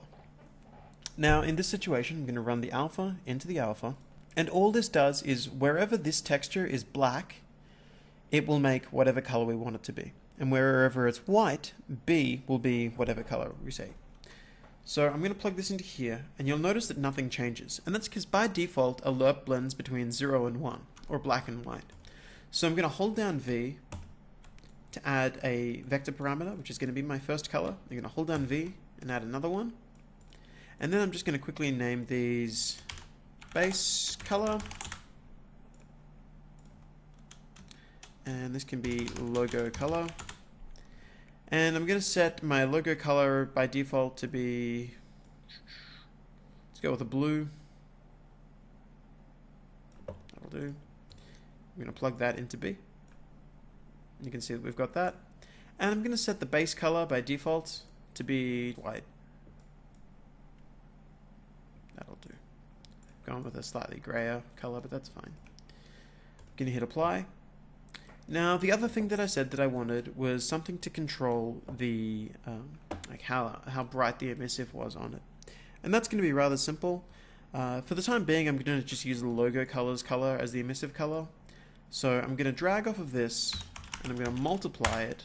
You can also hold down M as a shortcut. I'm going to multiply it by a parameter that says whether it should currently be lit or not. So I'm going to hold down S to add a scalar parameter, which means a parameter that's driven by just one single number. I'm going to call this emissive boost. And the other thing that I'm going to do, so if I right click on this and hit start preview, you can see that by default it's blue multiplied by 0 is equal to 0. It's equal to black. If I change the emissive boost to 1, we get this. But that's not actually what I want. If you think about it, I then need to multiply what we have here against the alpha texture. And if I right click on this and preview, we now get this instead. So only this blue bit will be emissive. And if I tell it to be very bright, it'll pop up like this. So we've got our emissive boost that's going to come out like that. And if I plug this into emissive color and I stop previewing, you'll see that it now looks like that when it's lit up, if that's a value of 20. And if it's not lit up, it'll just look like that. One thing that's probably going to look kind of nice here, but be reasonably subtle, is typically when something like that is lighting up beneath the surface, it's going to have a rather smooth level of roughness. So the last thing that I'm going to do here is simply, I'm going to hold down L to add another linear interpolate, or lerp. I'm going to plug the alpha in. I'm going to plug that into the roughness. And all I'm going to say is I'm going to click on this because I don't think this really needs to be parameterized. I'm going to click on this and I'm going to say whenever you are, I'm going to preview it so I can see it clearer. Whenever you are the logo, I want you to have a bright roughness of 0.25. And whenever you're just the rest of it, 1's probably fine. You can now see that we get this nice shine going across the blue, which I think will look a little bit better later on. So that's it that we really need for our material. Make sure that by default your emissive boost is set to 0 so that you don't run into issues. I'm going to hit apply, I'm going to save it, I'm then going to go to here, and I'm just going to apply the material to the top. So I'm going to set this up as the bumper. By default, this actually just grabs the outsides on that part, so it's fine. I'm then going to do it again, bumper. You now see that we've got that set up nicely. If I hit save and I look in the world, you can see that these are all in there. However, we do have the issue that because of where the camera is located in my situation, these are all actually upside down. So I'm just going to control click on all of them. And I'm going to set the default yaw value to be 180, which flips them around 180 degrees. So that's our base setup for a bumper. Let's go through and add the last little bits to it from here in the next lesson. So coming up next, we're going to be looking at the component changes as well as adding lights to it.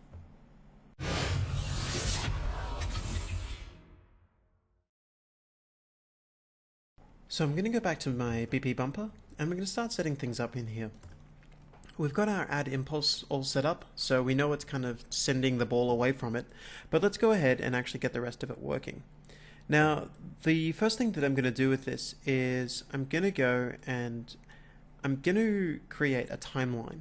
So a timeline is particularly useful because essentially what it is your way of kind of creating a mini graph of time versus a variable and letting it drive parameters within any blueprint that you create. That'll make more sense in just a second. So I'm going to drag off of add impulse and I'm going to look for timeline.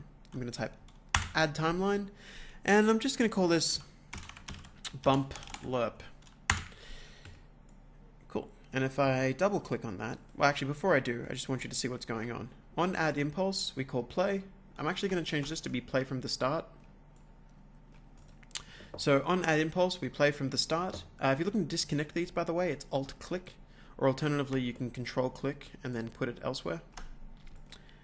And anyway, I'm now going to double click and I'm going to load this up and you can see up the top that I can add different tracks. And the track that I want to add is going to be very simple. It's just going to control a 0 to a 1, essentially. So it only needs to be a float. It doesn't need to be a vector or anything of the sort. So I'm going to click add float track and I'm just going to call this bump alpha. Okay, and my bump alpha is going to be reasonably straightforward. We basically want it to say start, so I'm going to right click and add a key, and I'm going to say at 0 seconds in, I want you to have a value of 0. And by the time we hit half a second, I actually want you to be 0 as well, so it returns to 0. And in the middle, I'm going to add a key, and I'm going to say that at, say, 0.15 seconds, you want to be a value of 1. Now that's currently how that looks. It's a straight line up and a straight line down. So as this plays, the number that's getting output from it will start as 0, go up to 1, and then back to 0 again. But you'll notice that it's not really a smooth transition. It's just like that'd be very jerky. So the quickest way to fix that is just to right click and set it to auto. You can also do so by pressing 1 on the keyboard when you click on it. So I've set these to auto, and you can now see that it's got at least a little bit of a nicer curve there to create that. And if I go back to my event graph, you can now see that there's an output called bump alpha. And what this means is when update is running, bump alpha is always going to be changing. So we're going to use that to just drive different parameters within our bumper. Now this is a very useful technique that we use all the time in different areas of Unreal. So in this case, the first thing that I actually want to do is I want to make the bumper mechanism that we added to it pop down and pop up again. And this is going to be rather simple. All I'm going to do is I'm going to drag off of update, and I'm going to type in relative location. And you'll see that we can do set relative location of a bumper mechanism. Going to drag that in, and what this means is that my bumper mechanism, if it's got a location of 0, 0, 0, that means it's exactly where it started. But I then want to essentially kind of move it down and then move it up again. So the quickest way for me to do that is going to be to drag back from this new location and set a lerp. And now I know the values ahead of time, so I'm just going to tell you, I'm going to set the B value of, the Z value of B to be -70. And essentially what this means is that when bump alpha is equal to 0, so when this is equal to 0, this bumper mechanism is going to have a relative location of 0, 0, 0. So it's going to be located right here. But as this plays and this bump alpha goes higher number up to 1, when this is equal to 1, the bumper is going to drop to a location of -70, at which point it's then going to go back to here again. So we've now set ourselves up with a rather simple bumper that should work. I'm going to compile and save, and I'm also going to change my camera position so it's a bit easier for you to see what's going on. So I'm going to just drop it. That should do. And I'm going to hit play. And now can you see that happening? The little section is kind of dropping out. I'll hit play again. Ding. Pops out, and then each time it reverts up again. Which is fantastic, because that's exactly what we wanted it to do. Now we've driven one parameter, but let's drive some more. So the next parameter that I want to push is I'm going to go back to my viewport, and I'm going to add a light, and it's going to be a point light. So we've added a point light component, and if I was to just hit compile and look at it in the world, point light component's not going to be visible. And the reason it's not going to be visible is that it's getting shadowed by itself. See, there's nothing out here, but if I was to look on the inside of the object, it's super bright in just the middle. So the reason for that's rather simple. If I go to the bumper, I can see that by default my point light is located at the ground, and it's right there. So I'm going to just drag it up a little bit, first off. I'm also going to tell it not to bother casting a shadow. We just want it to just project out into the world. So if I hit compile and I look in the world again, you can now see that there's a soft white glow around each of these. But I actually don't want that glow right now. I only want, I'm going to close these down. I only want that white glow as it's getting hit. So you can see that by default there's a value called intensity. And what I essentially want to do is, by default, I want this light to be off, so an intensity of 0. And then we're going to drag that intensity up to 5,000 and then back to 0 again. So I'm going to go back to my event graph, and this time I'm going to get my point light, I'm going to drag it in, and I'm going to type in the word intensity, because I know that's what I want to change. And you can see right here that we have set intensity. So I've connected that up, and at the moment this is setting my intensity to 0. But once again, I'm going to drag off, type in lerp, and this time I'm going to again connect it to the alpha. Because it's getting a little messy, I'm going to add a reroute node by double clicking, and I'm going to say 0 to 5,000. So now when it hasn't been hit, it's not visible, and then when it's full brightness, it'll be at 5,000. Compile, save. So you can see that the light is now turned off, but as we're playing, whenever they get hit, see that little flash coming out around it? Wonderful. So the next thing that we want to do is change the bumper's color on the top to be flashing as well. Because at the moment our light is projecting light around it, but this isn't being that nice emissive blue that we were talking about having. So let's set that up. Now this requires one extra step to go ahead before we can lerp that number, and that is that we need to actually create what's called a material instance dynamic, which is that because each of these is using the same shader right now, if we wanted to change a variable to be like brighter and then darker again, it's actually not going to work because we need to create a dynamic instance that solely applies to that one bumper. So each bumper has an individual set of parameters so that they can be different brightness levels to each other according to where they are when they're getting hit. So to do that, I'm going to go to my bumper, and this time I'm going to go into my construction script. Now, all I have to do here is rather simple. I'm going to drag in my bumper mesh, and all I'm going to do is drag off of it and type in create dynamic. And you'll see that we have this nice little function here called create dynamic material instance. And all this does is it automatically gets the element index that you've specified, it creates a dynamic material instance of it, and then it applies it to the mesh. Now in this case, I want to use element index 1. Make sure you're using element index 1 and not 0, otherwise it's not going to work because they're different material channels. So 1 refers to the top section of the mesh, whereas 0 refers to the base of it. Now upon doing that, I'm also actually just going to store a reference to this material, the dynamic material, just because it's going to make my life easier later. So I'm going to right click on that and I'm going to promote it to a variable. And the variable is just going to be called bumper top mid. Mid stands for material instance dynamic. So we've got that. I'm going to compile and save.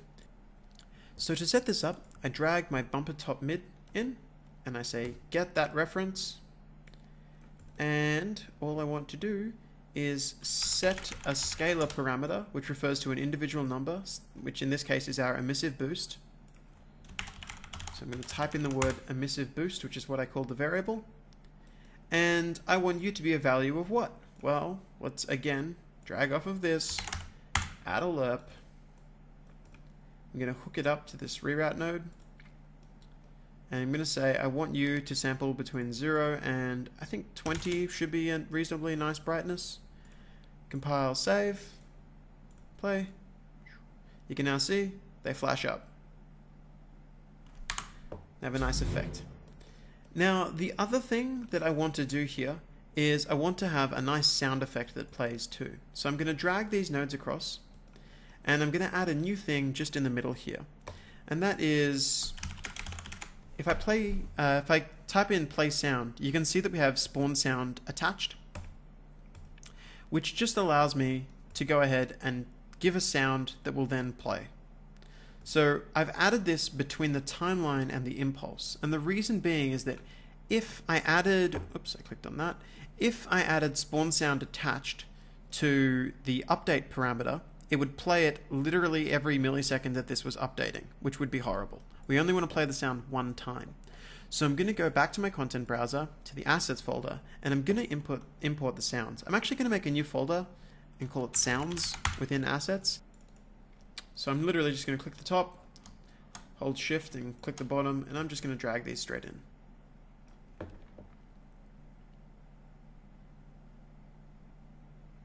Now how these sounds effectively work is these are all sound waves, but we don't want to play a sound wave, we want to play a sound cue. Don't get me wrong, if I click on this, it'll play. But essentially a sound cue is a way of us setting up sounds so that they can be a little bit more dynamic than just playing the pre-recorded sound. So I'm going to go and I'm going to right click and I'm going to make myself a new sound. I'm going to make a new sound cue. And I'm just going to call this bumper hit. I'm going to double click it and it will open up the sound cue editor. So you can see here that we have an output and then an empty area. I'm going to go back to my content browser for just a second and I'm going to select the impact punches. So I've held down shift and clicked on all of them. And if I go back to bumper hit and I right click, there's now the ability to hit random multiple waves. This will automatically add references to each of those sound effects and it will randomly pick one, which if I plug into my output, it's now going to randomly choose a different sound every time. So it's going to choose them. Now, I'm also going to drag off of this, and I'm going to type in modulator. I'm going to connect that up. And all this is going to do is it's going to slightly modify the pitch and the volume just a little bit every time they play, so that it doesn't sound like 4 sounds being randomly selected, but for a rather large range of sounds. So we've got the sound cue made, and all I need to do now is in my bumper, under sound, I'm going to go to bumper hit, compile, save, and if I was to play, one other thing I had to do. So the last thing that I need to do is in my bumper, see it says spawn sound attached?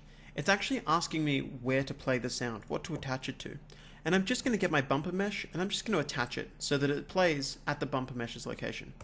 Compile, save, and now if I watch it, it's now going to play a sound, light up, the motion's going to trigger each time, and we've got ourselves a nice little touch. So at the moment we've got all of our visual effects tied together. However, we haven't done any scoring. I'm not going to do that just yet. Instead, I'm going to move on to the next asset.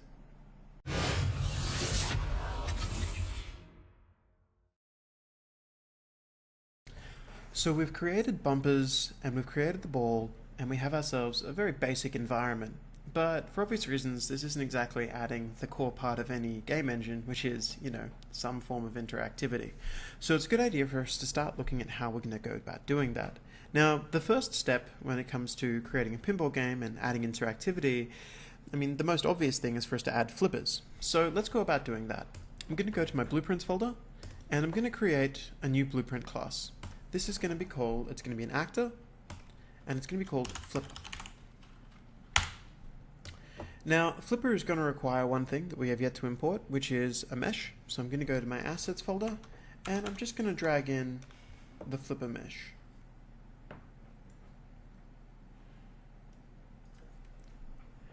This is one of those ones that I actually do want the auto-generated collision to be enabled, so I'm just going to check that box. I'm now going to hit import. And we've got ourselves a basic flipper. Now, I'm going to go open up the flipper blueprint, and I'm going to look at it in the viewport. So add component, add static mesh, and we now have a 3D model representing the flipper. If I go to here, I'm going to go click, and there's our base model. Now you'll see that the pivot point, which is where the object rotates from, is located there, and the flipper itself comes along here.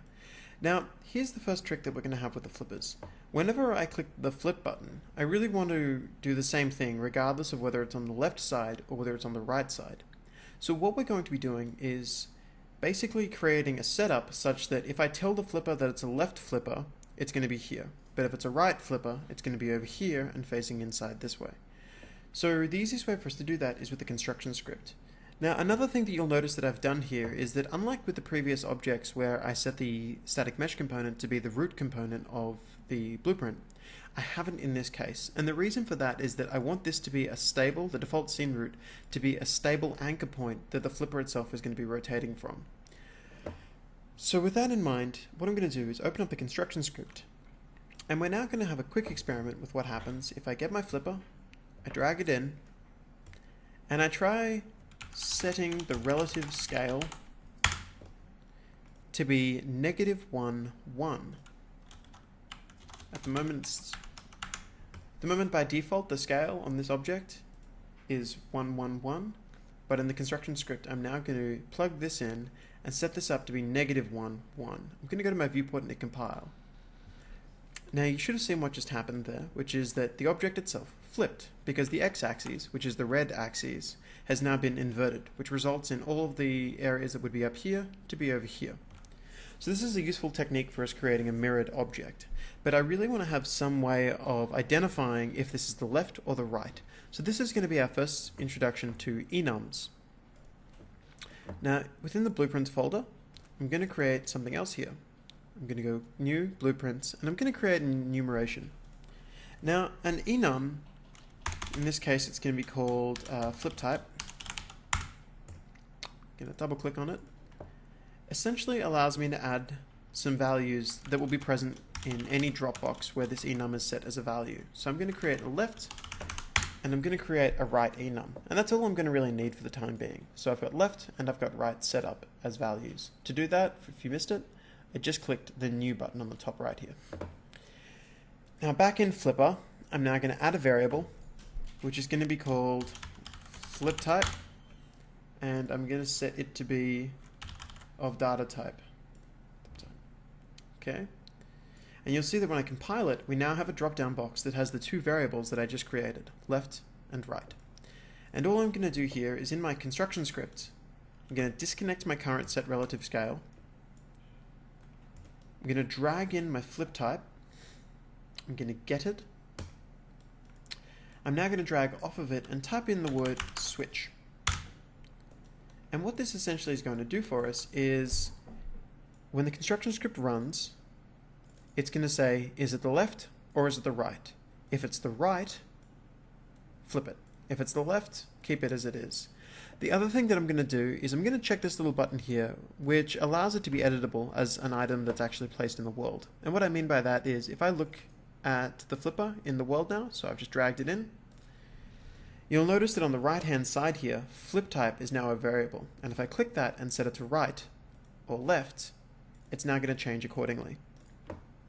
So we have ourselves a flip type, but at the moment it's only controlling the scale of the thing. But if you think about it, we also wanted to control the rotation of the object as well, so that when it's left, it flips up this way to hit, but when it's right, it flips up this way to hit, which is actually an inverse rotation. So again, we can do something a little bit cheeky here, and that is we can use the switch on flip type, or we can use a select node. Now, the first thing that I need to do to get this set up is I'm going to quickly just pull these across to make it a little bit neater. I'm going to go create a variable. I'm going to add variable, and this is just going to be called start rotation.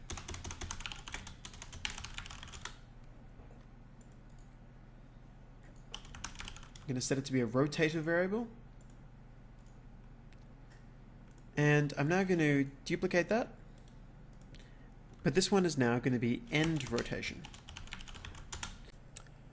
Now that I've added the two rotation variables, I'm going to set them up. So remember that I can't enter any information there until I've compiled the blueprint, so I'm just going to click compile.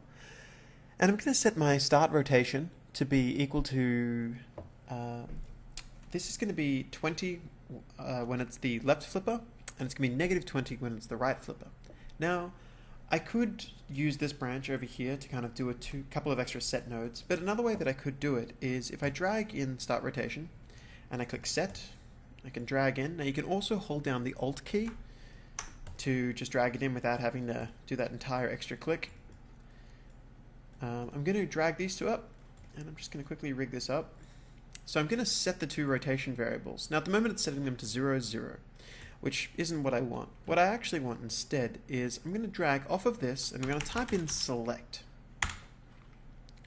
And what select does is, given a certain wildcard entry, it will choose the option according to what's plugged into there. So by that I mean that if I get flip type as an example, I get it and I plug it into the wildcard entry, notice that these two options rename themselves to left and right. Now what this means is that if left is plugged in, it's going to be set to 0, 0, I'm going to set that to 20, and if right is plugged in, negative 20. So now I've got that, I'm just going to do the same thing over here for end rotation. But I'm going to flip these two around so that one of them goes from negative 20 to 20. Fantastic. Compile, save, wonderful. Now that we've got those two in there, the other thing that I'm going to do is I'm just going to set the current relative rotation to be whatever the start rotation has been set as. So I'm going to get this, I'm going to drag in a reference to my flipper, I'm going to call set rotation, and the one that we're after is set relative rotation.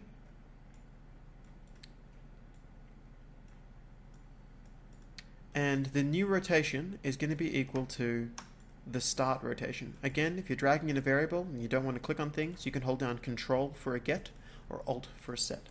So now that start rotation is plugged in, if I go to my viewport and I hit compile, you'll notice that it automatically flipped down to the ready position.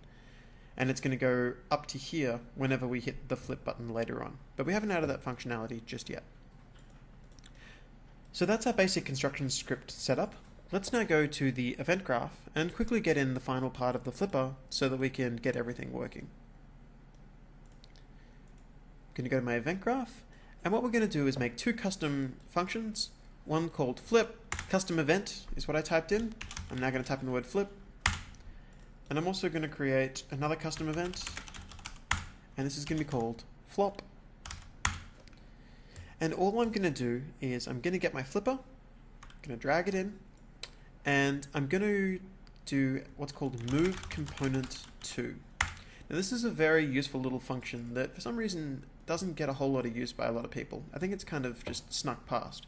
But essentially the move component to function is when you call move, it's going to gradually, over a given time period, in this case by default it's set to 0.2, go from where it is to the location and rotation that you've requested it to go to. And you just don't need to think about it afterwards. So you kind of just call that and it will cleanly start moving in and moving out. Now the reason that we're doing this is we're going to tell the flipper on move to rotate to our end rotation, which has been set in the construction script. So I'm going to do control drag. I'm just going to plug this in, and it's probably a good idea for us to also add in a better flip time. At the moment it's going to be set to 0.2. This is something that we might want to change, so I'm just going to right click on that and promote it to a variable, and I'm just going to call this flip time. So we've got flip time in there. Again, I can't change it until I hit compile. Now it's in there. I'm also, just while I'm at it really quickly, going to add a flop, which is the exact same thing as what I just did, except instead of it being the end rotation, so I'm going to hit Control W to duplicate.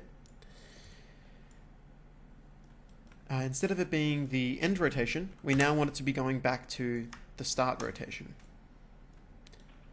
So a quick way to demonstrate this is let's tell the game that when it begins, flip it, wait a second, flop it, wait a second, and then repeat. This will give us a nice demonstration of the functionality. So all I'm going to do here is on begin play, which again is when the game starts up, I'm going to call flip, which is now going to be present as a function.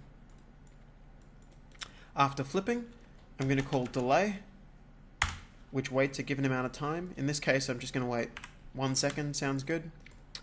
And I'm now going to call, after the delay, flop.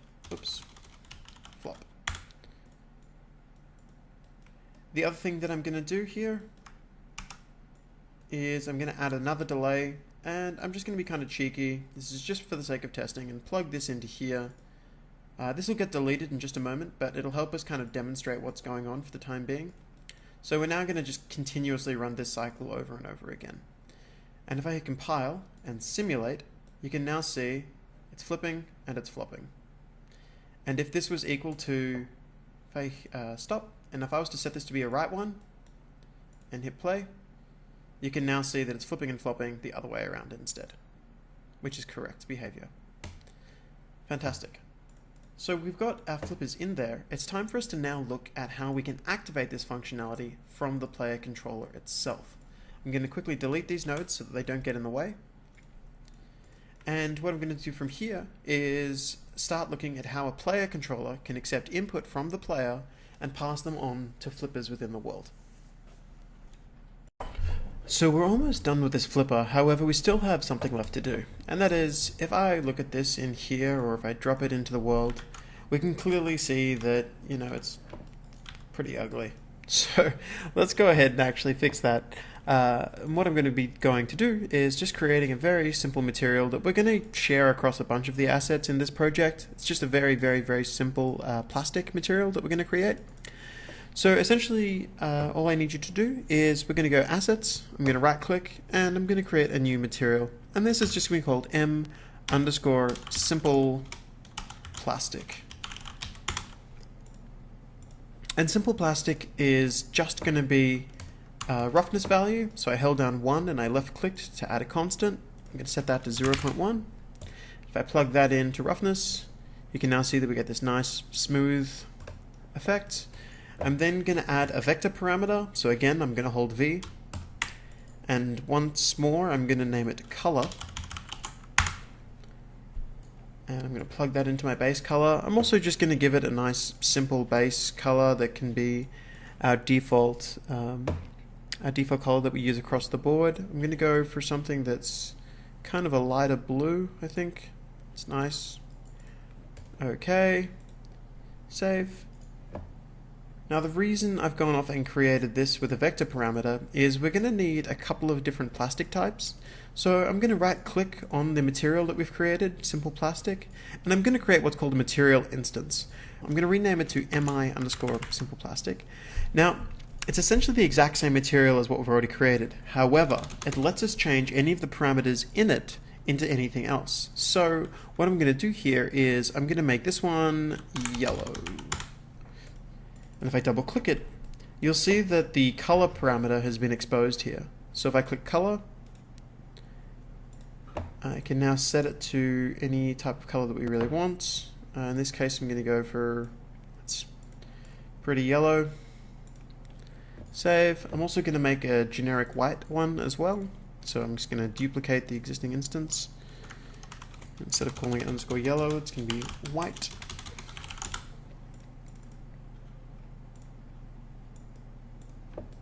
It's nice. Save. And now in the flipper mesh, I'm simply going to set this up to have white top and yellow on the inside, which I think will look okay. Actually, I might go the other way around now that I think about it. Yellow and white. Just going to save that. You can now see that we have something that's a bit more obvious in the world for us to flip around. And again, this is represented nicely inside of the asset itself and in the blueprint. So the next section that we're going to be adding is going to be adding the functionality for the player to actually control the flippers so we can start to get a game together.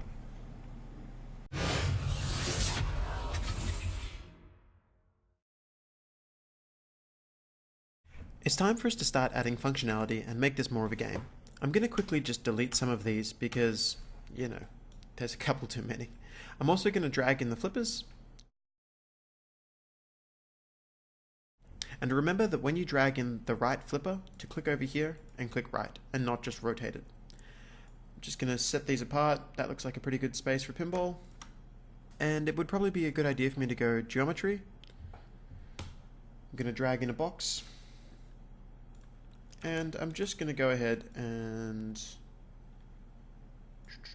set this up. Oh, actually, bring back to there. Bring you up to here. And then I'm just going to set these up as a quick downward angle so that if any ball hits the sides, it kind of rolls down into ours, which is okay. I'm going to click on that. I'm going to alt drag it across. And then I'm going to right click and I'm going to go to transform and I'm going to mirror it on the x-axis, which will make it identical but flipped. And that means that all of this can be correctly aligned as well. Tempted to pull these 50 units in just as a stickler. Again, okay, geometry mode. I'm going to click on these 2 points. I'm going to move them 50 units in as well. Okay, so we have ourselves a workable playing field that we can use. The other thing that I'm going to do here is I'm going to add an extra flipper that's up here. One of those common things that you do get in pinball is that quite often you actually have 2 flippers being bound to a single button. So when I click left flipper, both of these would fire. Now, we have a few things that we need to do from here on in. We need to create a player controller that will detect the flippers and then move them when buttons are pressed. We also need to tell the game that the player controller that we've created is the player controller that we should be using by default. Finally, we need to set up some inputs that will bind the buttons correctly to left flipper and right flipper. So I'm going to start by creating a player controller. I'm going to right click and I'm going to create a new blueprint. And it's going to be a player controller blueprint. I'm going to call this pinball player controller. I'm going to double click on it. Now that it's open, we're going to have to do a few things. First off, we need to create a function or an event that's going to go out and detect all of the flippers that are currently in the map. Once it's done that, we want it to break it into two buckets. We want to have left flippers and right flippers. So this will be two arrays that we're going to be creating that will be essentially lists of flippers. So to do this, I'm going to right click and create a custom event. This custom event is going to be called detect flippers. And all I'm going to do here is I'm going to drag off of it and type in get actors of class. Essentially what get actors of class does is it goes through the world and looks for anything that is a specific class. So if I say get all flippers, it's going